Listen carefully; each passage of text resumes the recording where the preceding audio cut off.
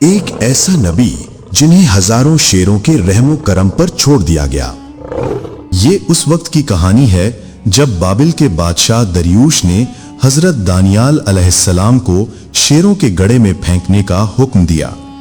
وہ گڑھا نہایت گہرا تھا جہاں کئی دنوں کے بھوکے شیر قید کیے جاتے تھے۔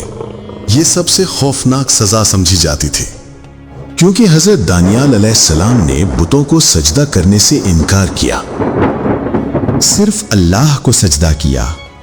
رات بھر اندھیرا، بھوکے شیر دانت نکالے گھور رہے تھے، ہر طرف موت کا پیغام تھا۔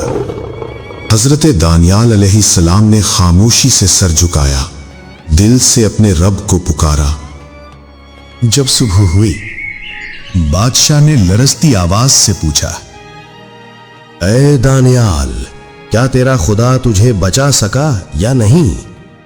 اچانک آواز گونجی، اے ظالم بادشاہ، اللہ نے فرشتے بھیجے اور شیروں کے منہ بند کر دی۔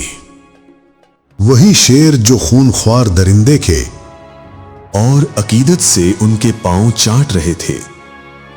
جس کا اللہ نگہبان ہو، اسے کوئی درندہ یا دشمن نقصان نہیں پہنچا سکتا۔